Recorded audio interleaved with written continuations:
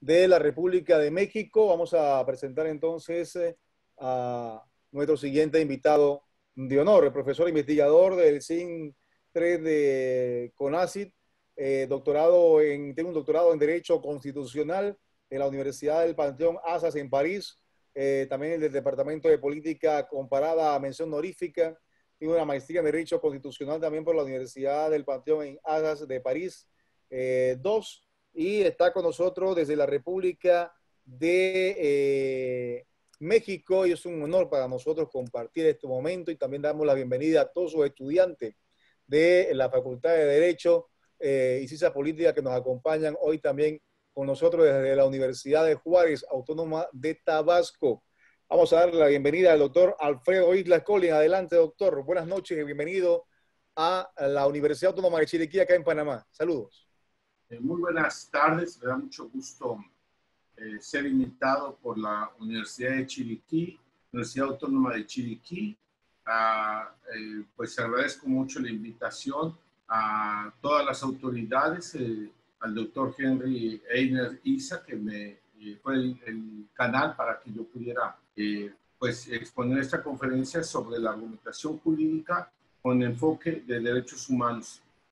Bueno, este tema tiene que ver primero con qué es la argumentación jurídica, y consideramos en un sentido muy simple para que podamos entender, son los razonamientos lógico-jurídicos que se aplican con respecto a la norma jurídica a un caso concreto en conflicto, ¿sí? Entonces, esos razonamientos que se van a aplicar lógicamente para poder las normas jurídicas, pues en este caso son de derechos humanos, con contenido de derechos humanos, puedan aplicarse.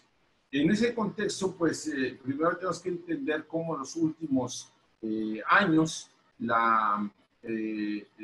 los derechos humanos se universalizaron, pues principalmente por la globalización. Los derechos humanos se globalizaron, pues hemos visto cómo se mueve a cantidades muy grandes a escala mundial, pues no solamente capitales, tecnologías, sino también personas, para beneficio de las empresas transnacionales, y esto da lugar a que pues se desconocen valores, se destruye el medio ambiente, da lugar al hambre, a la desnutrición, a la violencia generalizada, y como consecuencia de ello, pues los tratados internacionales están en la comunidad internacional para su defensa.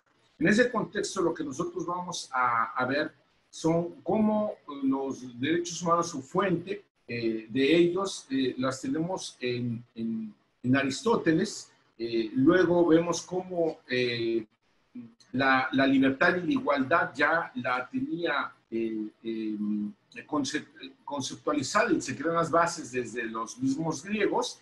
Y esto es muy importante porque más adelante vamos a ver cómo la jurisprudencia de distintos tribunales internacionales van en un péndulo entre la libertad y la igualdad, y vamos a ver cómo se va a debatir, por ejemplo, en temas como el aborto, como fumar marihuana, como la maternidad subrogada, como la utilización o no del cuerpo humano para investigaciones científicas, entre otros temas, en donde la justicia a la llamada a la americana propugna más por la libertad, y por otra parte tenemos la justicia a la europea, que finalmente es del sistema jurídico griego-romano, en el que América Latina, Europa del Este y del Oeste aplican, que se refiere más a la justicia por la igualdad. Entonces,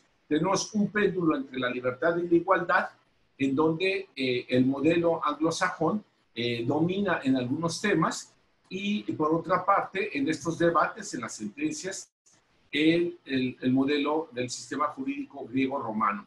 Para ello, el inicio del debate se encuentra con Aristóteles. Aristóteles dice que hay distintos tipos de justicia. y habla de la justicia según, dice, existe la justicia relativa a la equidad, y en esa consiste, en ese tipo de justicia distributiva, señala que pues hay que tratar igual a los iguales y de manera desigual a los desiguales en su misma proporción, ¿sí?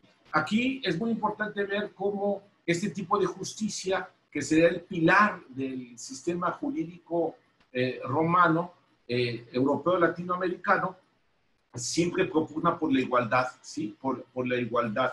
Vamos a ver, por otra parte, que Aristóteles habla la justicia según los contratos, esto es, según la voluntad de las partes.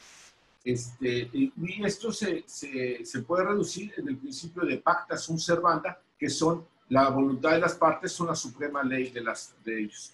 Este tipo de justicia, la justicia, se fue retomado por los dos sistemas jurídicos. Por una parte, el sistema jurídico griego-romano, que retoma el sistema de justicia distributiva de Aristóteles, en donde dice darle cada quien lo que le corresponde, y cuando en la Corpus Juris Civilis se refiere a lo que es el derecho, dice que es una voluntad constante y perpetua de darle a cada quien lo que le corresponde. Esto es el otro, el igual, ¿sí? Cada quien lo que le corresponde.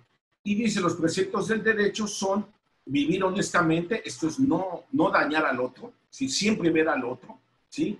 Y también darle a cada quien lo que le corresponde a las personas y vivir honestamente, no causar daño.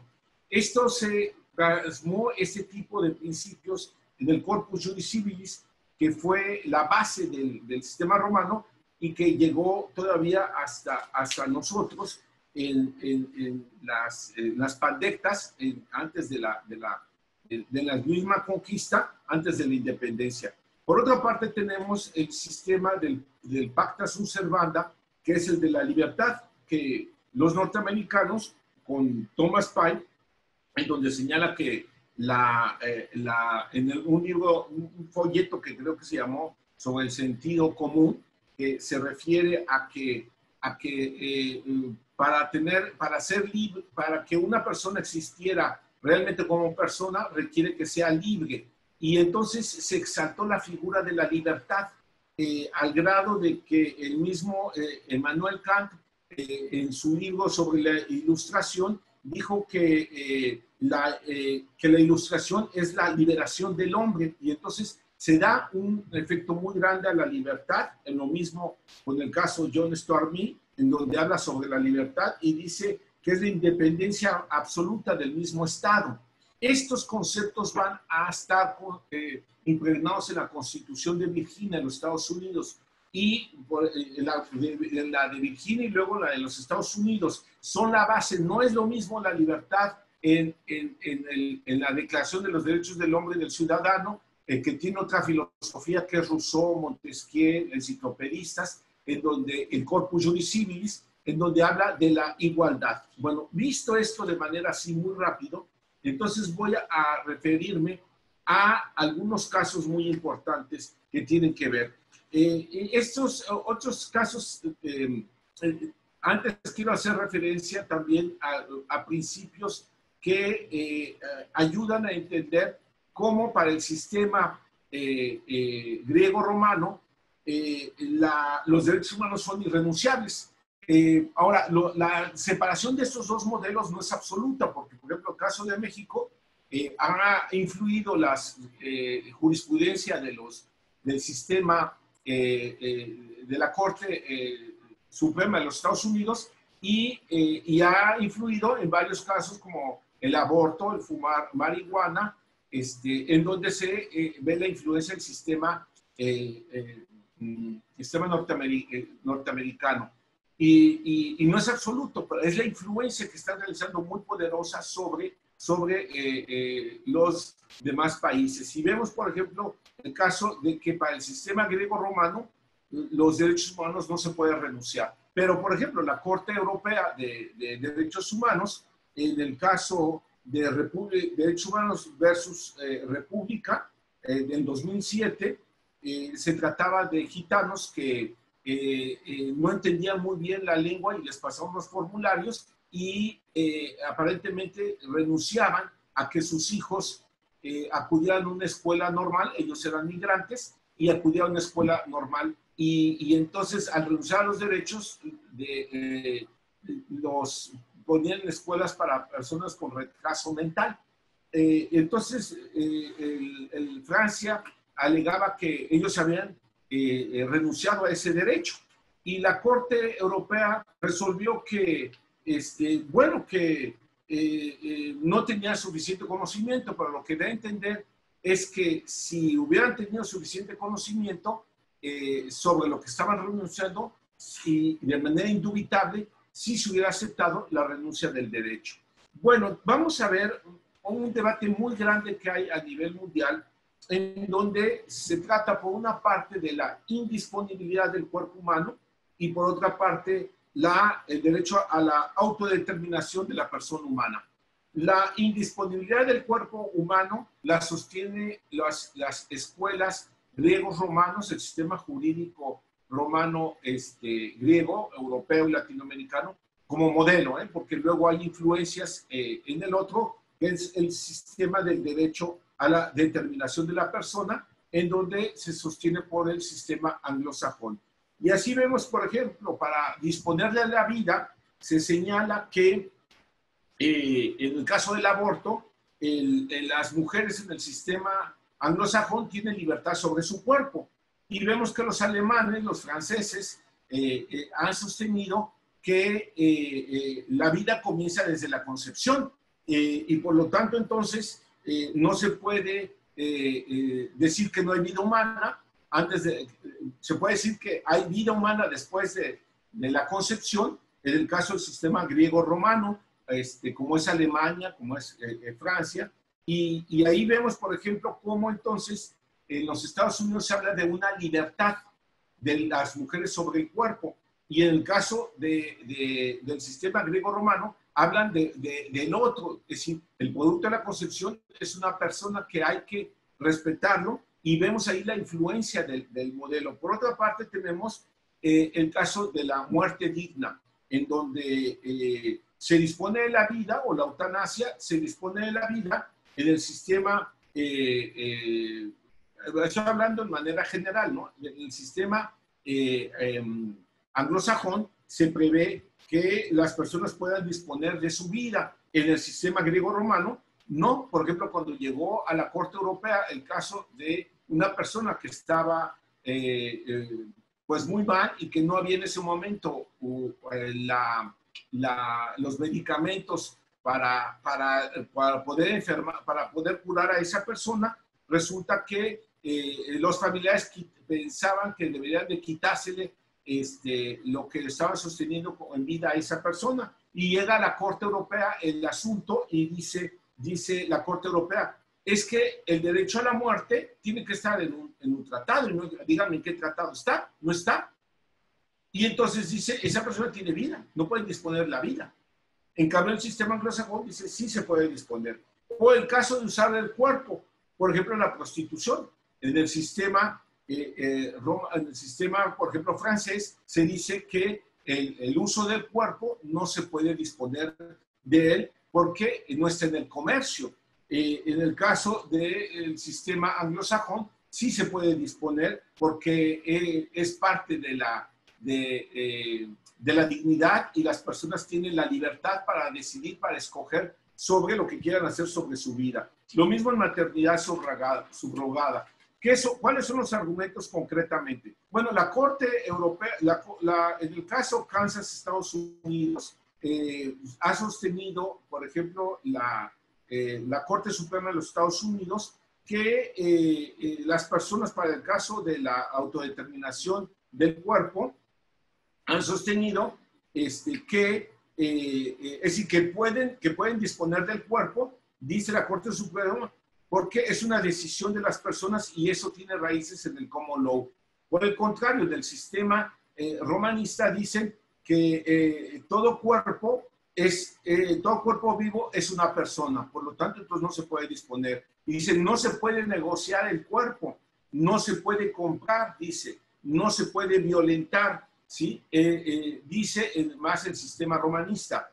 No se puede decir que por el pretexto de la voluntad, por el consentimiento, se renuncia a la dignidad, a la calidad de lo humano, dice el sistema romanista. Dice, no se puede, se le tiene que reconocer la calidad de lo humano, es una exigencia de la igualdad, dice el sistema romanista.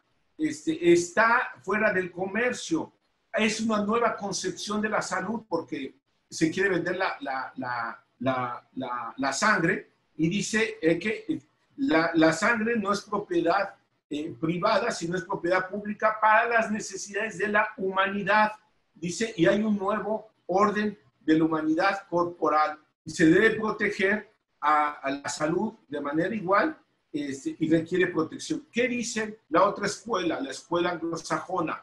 Sí, sí se puede disponer porque las personas pueden escoger, es de manera natural para ellos. Además dice la Declaración de los Derechos del Hombre y del Ciudadano en el artículo 6º, dice el sistema anglosajón, dice que el artículo más bien 5º dice todo lo que no está prohibido por la ley no se puede impedir. Y dice que lo que trata de hacer el sistema anglosajón es librarse del paternalismo del Estado, es que todos tienen de manera natural el derecho de escoger y que en el caso Roe Wade, que fue sobre el aborto, en el sistema anglosajón, por respecto al embarazo, dice que existe un espacio que es privado y que la mujer tiene derecho, que forma parte a su libre intimidad y que tiene derecho a escoger sobre su cuerpo sin ver al otro,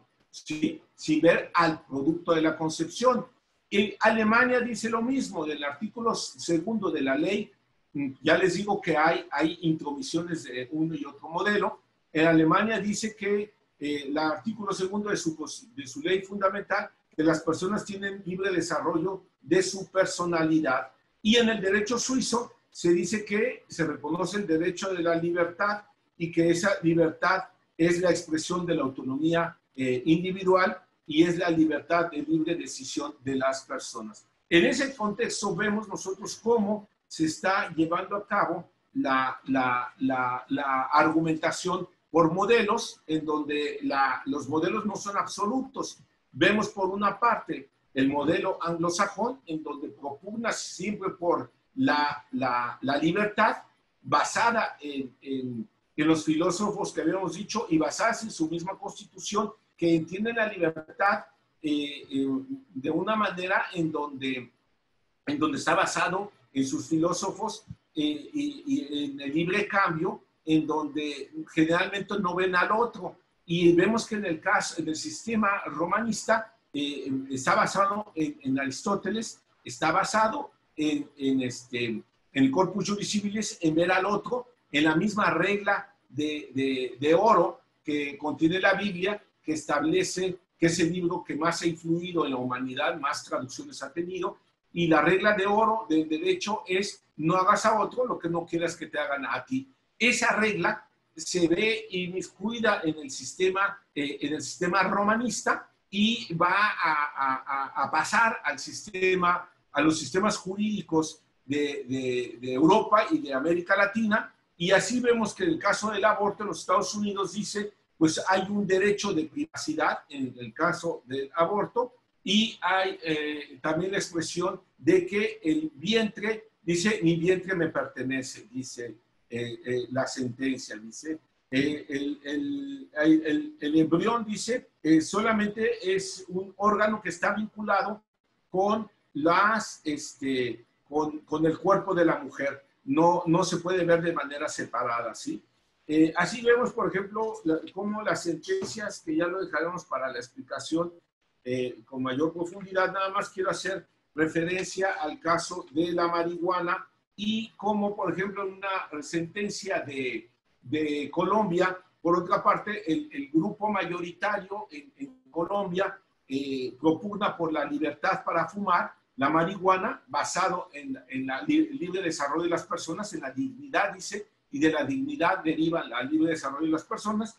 Y por otra parte, el voto de la minoría dice que fumar marihuana es contrario a la salud, a la dignidad, a la igualdad y al interés público. Y nada más diré algunos argumentos que utiliza la mayoría de Colombia basado en el sistema anglosajón. Dice que todo lo que atañe a la persona, que la persona, ella debe de decidir sobre su propia existencia y que, por lo tanto, entonces, ella debe de decidir en eso que nada más le corresponde a ella y el Estado no tiene por qué meterse. Es dueño de su vida y a fortiori tiene la libertad de cuidar o no de su salud. Eso, si ellos quieren, lo pueden hacer, aunque sea en contra de su salud. Y es una libertad, dice, democrática, no autoritaria y menos totalitaria. ¿Y qué dice los romanistas de la minoría en Colombia? Dice, eso es libertinaje. Dice, es hacer que se parezca, que lo que están hablando es de una libertad irracional. Es la razón humana, es para ellos, para estos que hablan de la libertad, la razón humana es la suprema ley del hombre. Eso mismo decía Kant y Stuart Mill, pero no puede ser la voluntad suprema porque existen temas de interés común, que es la salud, y la salud va a afectar a esas personas. Y además dice los estudios que hay, muchos jóvenes consumen marihuana y eso le está afectando a la sociedad y es un derecho, el derecho a la salud es un derecho humano.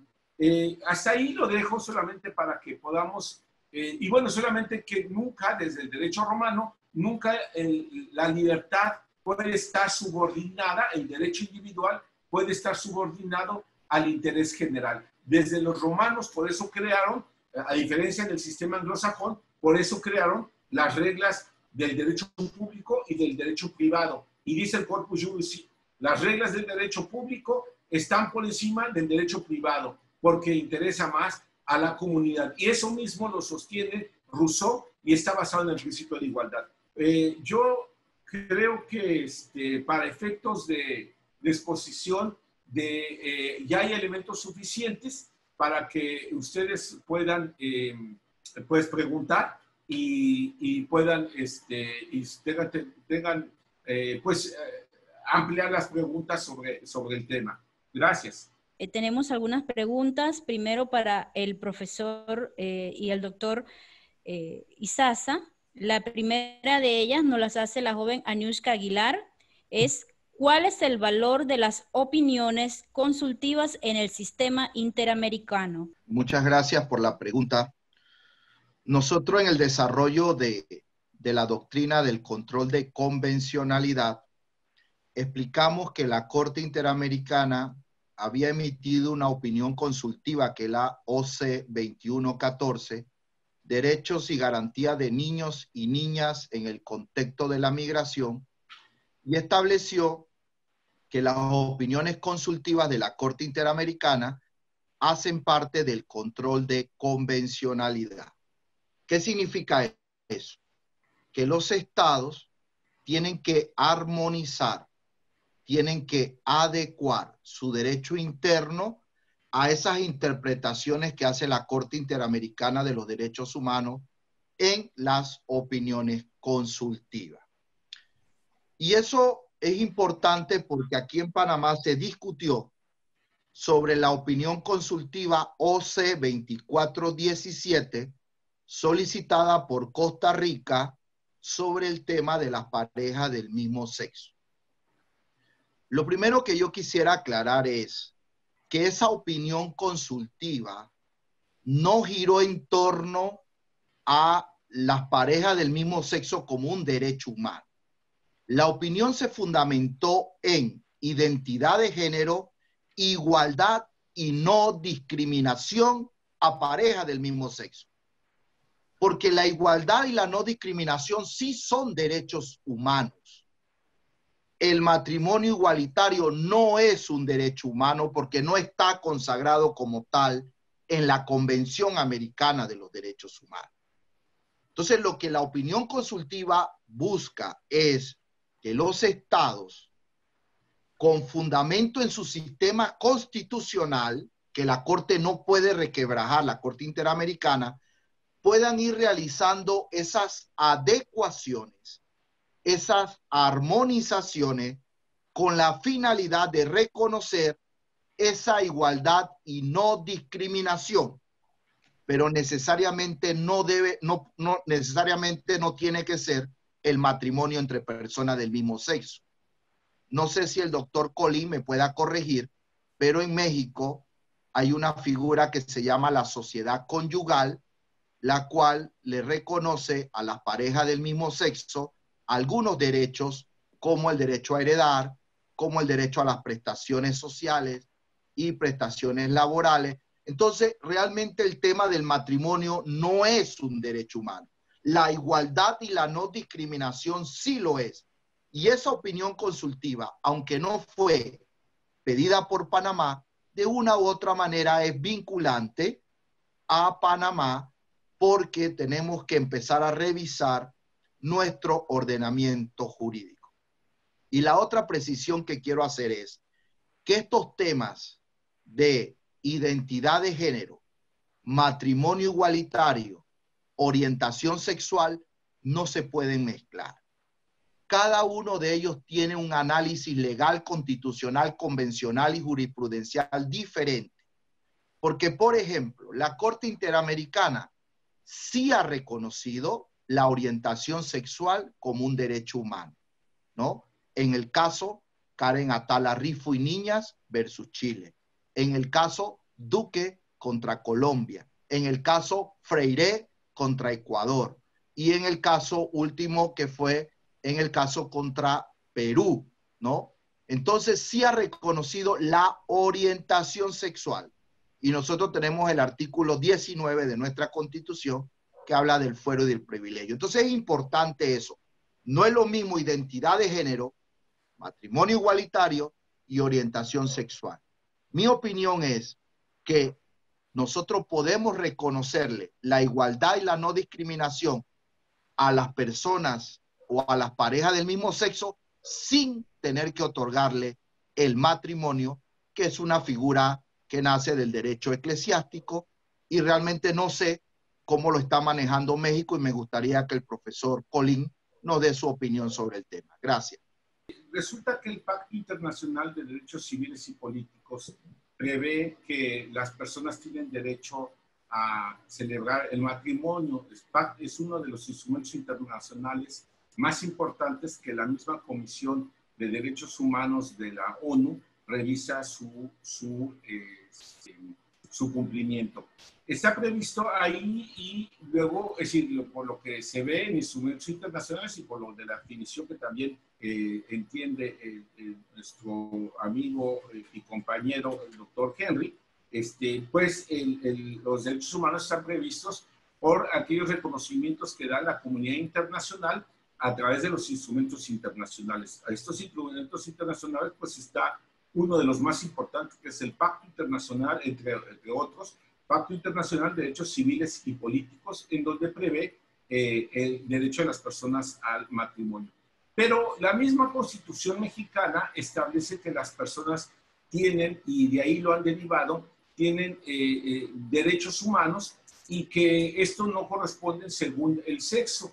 Y ha establecido, aunque se trató de modificar la Constitución para constitucionalizarlo, es a nivel de jurisprudencia que lo ha previsto la Suprema Corte de Justicia, en mi opinión, en México, de una manera abusiva, porque han ido más allá de lo que dicen los instrumentos internacionales, y ese derecho, como en la mayoría de los países del mundo, tiene que estar regulado por las normas constitucionales, no solamente por la comunidad internacional, sino que no es lo mismo el sistema anglosajón, en donde es principalmente jurisprudencial, con los países de América Latina, en donde el derecho es sobre todo a través de las normas constitucionales en donde se regulan estos derechos. Y en ese contexto, me parece que han excedido sus facultades. Sabiendo eso, las mismas autoridades quisieron ponerlo a la misma Constitución y decir que las personas tienen derecho al matrimonio. Y al decir las personas, lo que estaban diciendo era que podría hacerse el matrimonio entre hombre y hombre y mujer. Pero no se permitió, hubo un rechazo muy grande y perdieron las elecciones en esa ocasión el grupo que estaba en el poder entre otras cosas, pero esa fue muy importante, por el rechazo a esa institución. El pueblo no quiere, eso se ha pasado en muchas ocasiones. Son los ministros de la Suprema Corte los que han ido empujando. Y la Constitución dice, el hombre y la mujer podrán celebrar matrimonio, y se entiende que son, la relación hombre y mujer, no mujer, hombre, hombre. Y ese es el sentido que se ha interpretado. No lo han podido torcer, pero solamente lo lograron a través de interpretaciones a partir del principio de la dignidad y el libre desarrollo. Han creado un derecho jurisprudencial que es el libre desarrollo de la persona, que lo desarrollaron a partir de la dignidad de las personas. Y claro, todos los derechos humanos derivan de la dignidad. Entonces lo derivaron de ahí, pero lo sacaron no fue muy bien logrado, y ahora jurisprudencialmente existe, pero desde el punto de vista de una norma expresa constitucional no está permitido, aunque se está haciendo en la mayoría de los estados. Y ahora lo que quieren es que esa jurisprudencia se aplique en todos los estados. Y resultó que la mayoría de los estados de la República empezaron a reformar sus leyes internas para impedir ese tipo de matrimonio. Y entonces ahora lo que quieren es que se aplique esa jurisprudencia a todos los estados. Y ahí están en eso, que las nuevas administraciones no han querido tocar el tema porque saben que es un tema explosivo. Tenemos una segunda pregunta que se generó durante la conferencia del doctor Izaza. En la sentencia contra el Estado de Panamá se nos ha aplicado control de convencionalidad. Esa la realiza la joven Zuleika Barba.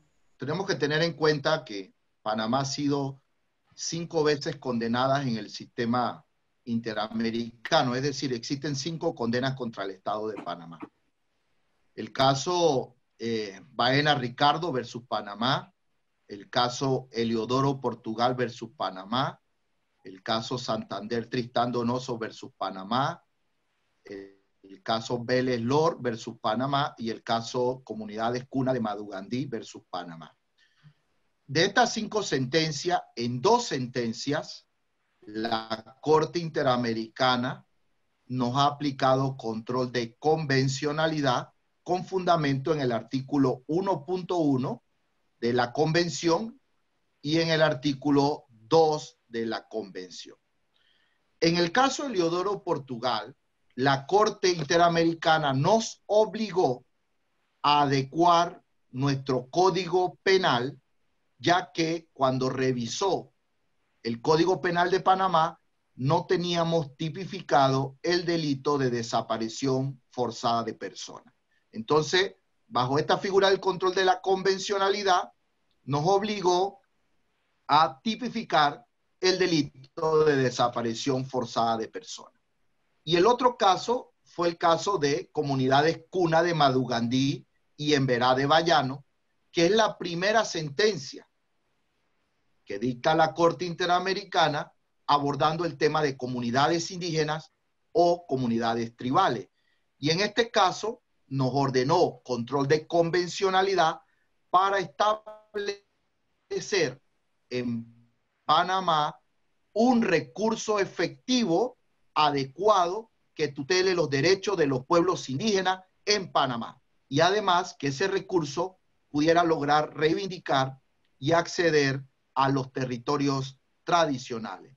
Tienen que recordar que la propiedad desde el contexto de comunidades indígenas es una propiedad colectiva, ¿no? Se ejerce un título colectivo. Entonces lo que buscaba este recurso era el respeto de los pueblos indígenas a aplicar sus normas consuetudinarias a través de un sistema de justicia. Y ese fue el debate sobre la implementación de una figura que se llama el cepo, que todos ustedes observaron, que muchos planteaban que el cepo no podía ser utilizado como parte de los sistemas de justicia de las comunidades indígenas. Y no es cierto, eso hace parte de su derecho consuetudinario. Aquí en la comarca Nove, Buglé, hubo un caso de una familia que profesaba una religión que no permitía que su hija, que había sufrido un ataque cerebral, fuera revisada o fuera atendida por los médicos. Según su religión, ellos con oraciones iban a sanar a la niña. Entonces, frente a esa situación, el juez de paz y la policía no querían irrumpir en la residencia para no afectar ese derecho a lo que hoy se llama el derecho al culto, de la libertad de culto.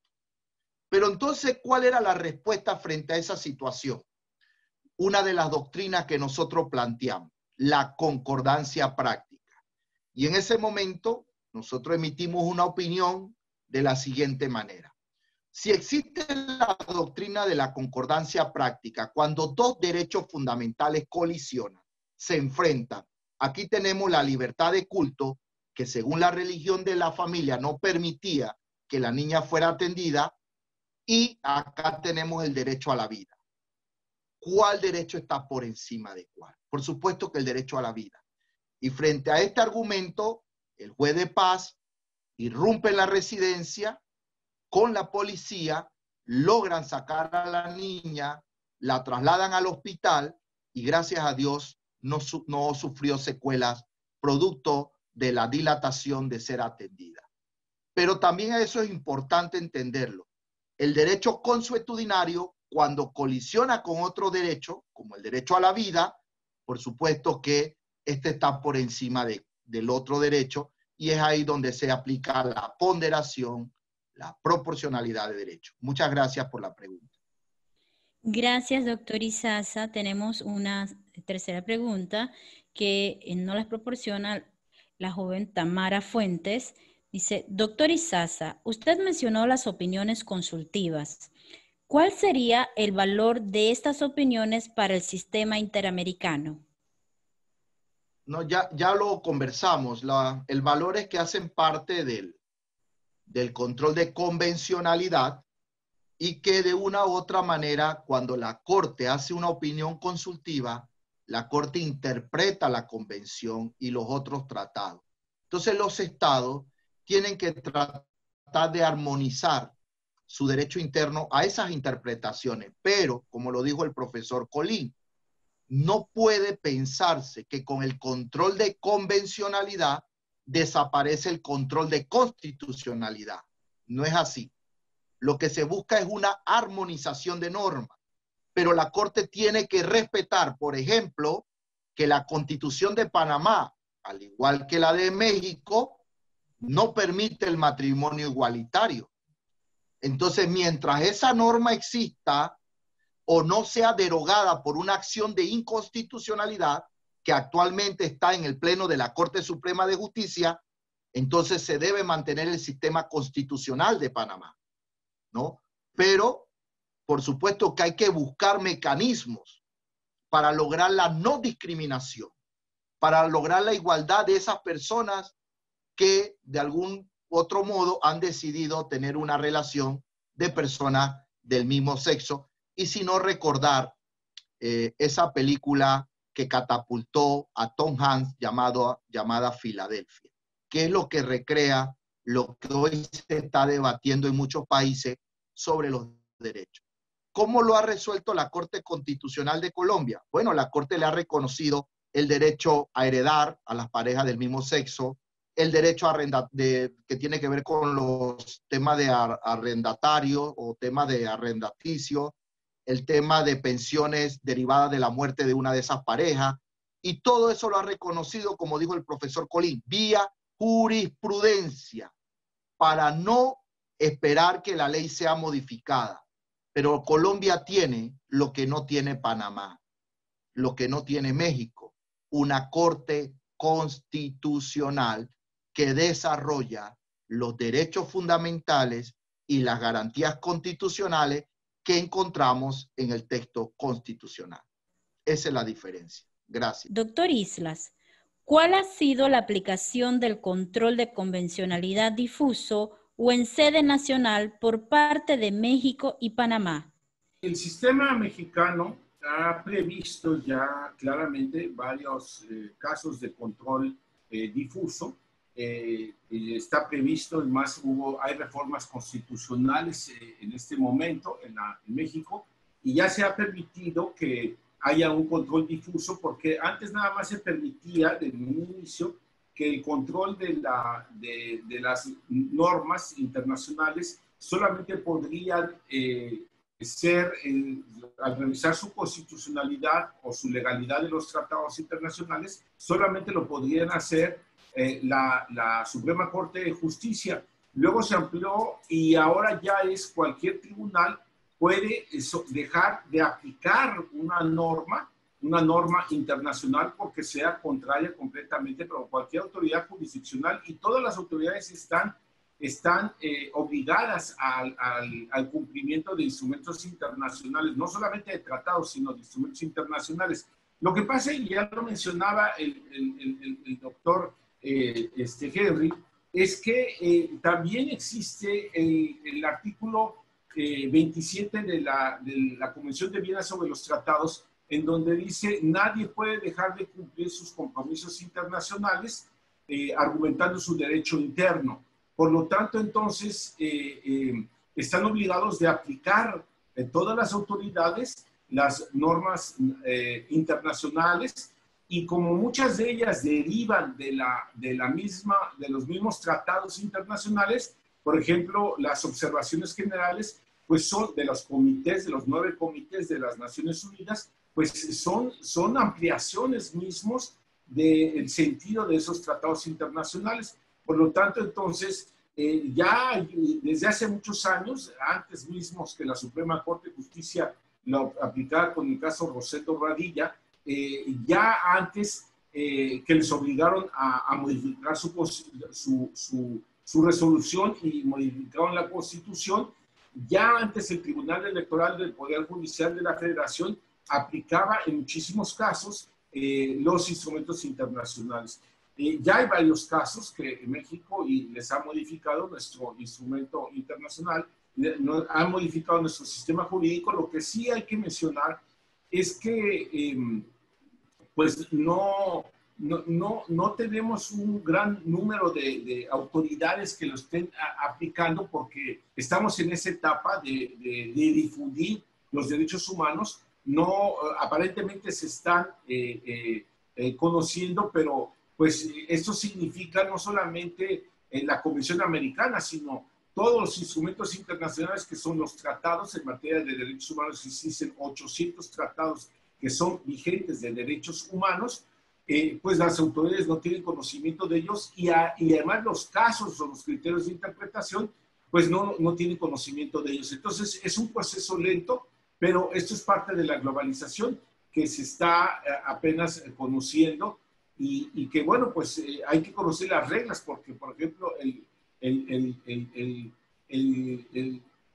derecho de gentes, pues vemos que es un derecho que se aplica desde hace ya muchísimos años. Y aquí quiero yo mencionar, ampliando un poco el tema de los jus cogens, que en materia de derechos humanos se consideran por jus cogens genocidio, esclavitud, es decir, la prohibición de la esclavitud, la violación de ello, igualdad de la ley, que la mencionó el doctor Henry, la prohibición de la discriminación, que la mencionó el doctor Henry, privación abusiva de la libertad, no es cualquier privación, es abusiva de la libertad, tortura, la autodeterminación de los pueblos, muy importante para Panamá, para México, porque son pueblos en donde, en el caso de México, en unas estadísticas ahí muy limitadas, dirían que es el 10% de la población. En realidad es más, el número de habitantes de habla indígena y los principios de derecho internacional humanitario. Gracias. Yo solo quiero ampliar un poco de que debemos entender que cuando un Estado firma y ratifica un instrumento internacional como lo son los tratados, el Estado se obliga con el contenido y los derechos y obligaciones de ese tratado. Los tratados son instrumentos vivientes. Un Estado no puede hoy firmar un tratado y mañana desconocer los derechos y obligaciones que se derivan de ese tratado. Y eso es lo que es el tema del control de convencionalidad. La aplicación de ese artículo 2 que dice adecuación del orden jurídico interno a las obligaciones internacionales en materia de derechos humanos. Y la segunda premisa es legislar para aplicar la Convención Americana de los Derechos Humanos.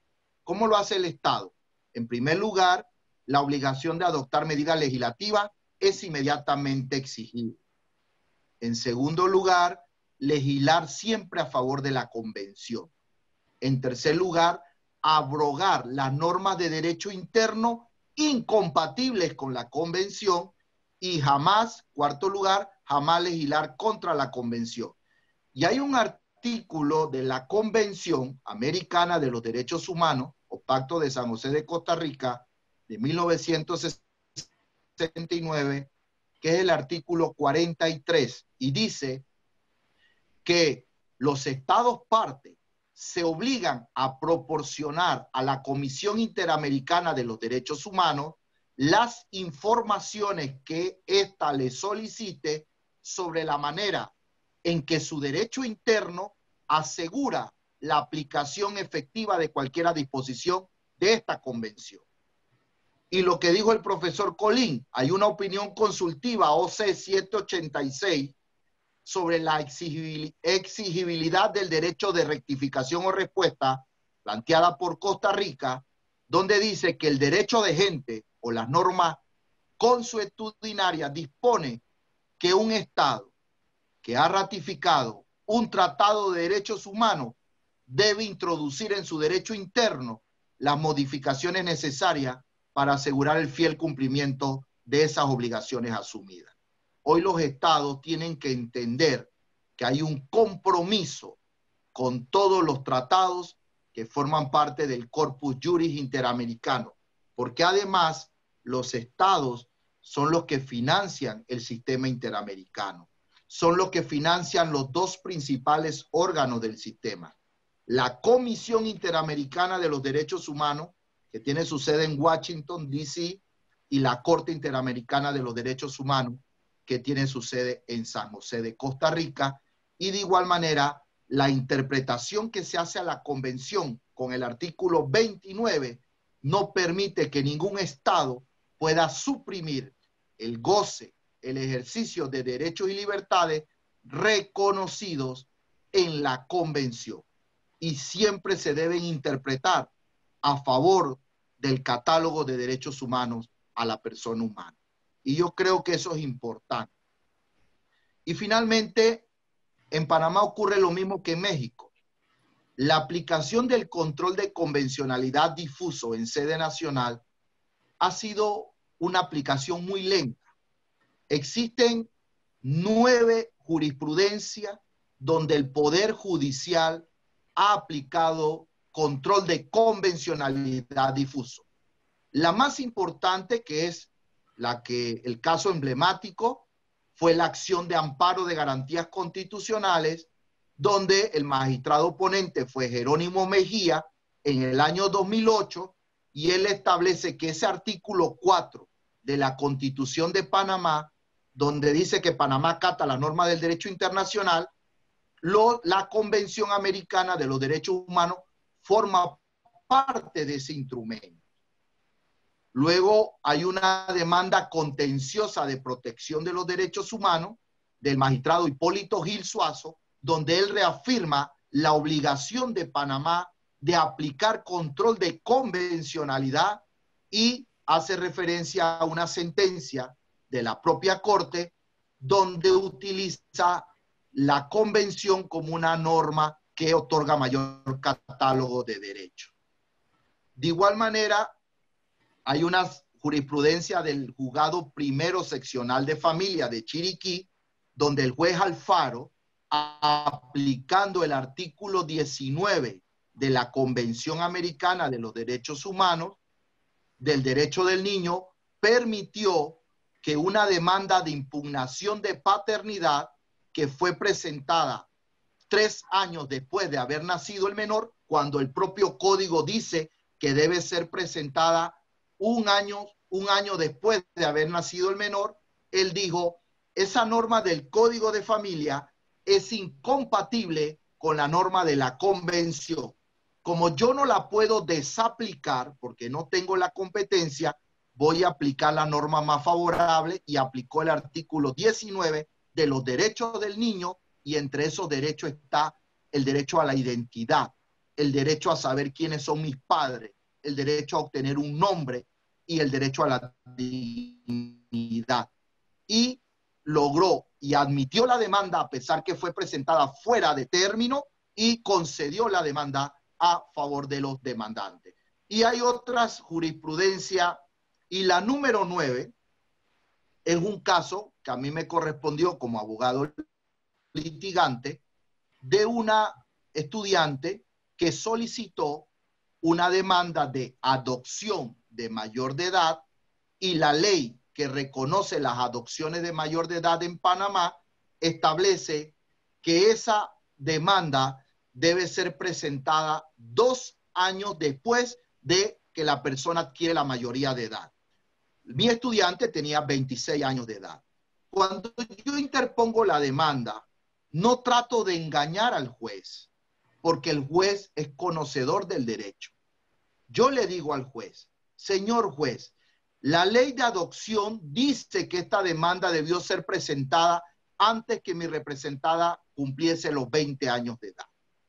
Pero esa norma, cuando yo la confronto con la Convención Americana, que habla del derecho a la identidad, del derecho a un nombre, del derecho a la dignidad, entonces yo le solicito a usted de manera respetuosa que usted aplique el control de convencionalidad difuso, o en sede nacional, constructivo, que aplique la norma más favorable, en este caso la convención, y me conceda la admisibilidad de la demanda y consecuentemente el reconocimiento de la adopción de mayor de edad, a pesar que mi representada tenga la edad de 25 años de edad.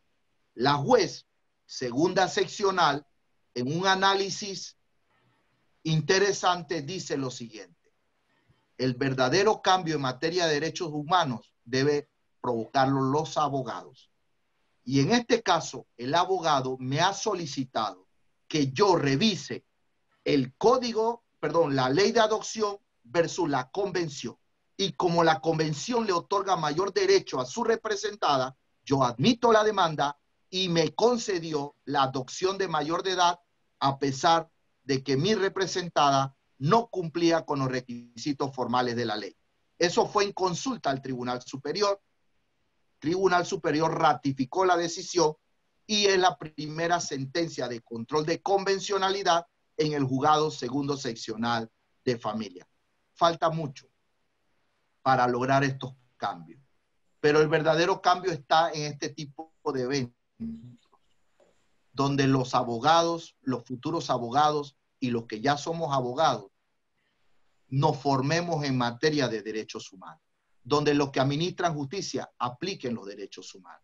Ese es el verdadero cambio, porque los derechos humanos, y lo sabe el profesor Colín, utilizamos un eslogan de un gran amigo de Alfonso Jaime Lascano: hay un espíritu que recorre toda América, es el espíritu de los derechos humanos.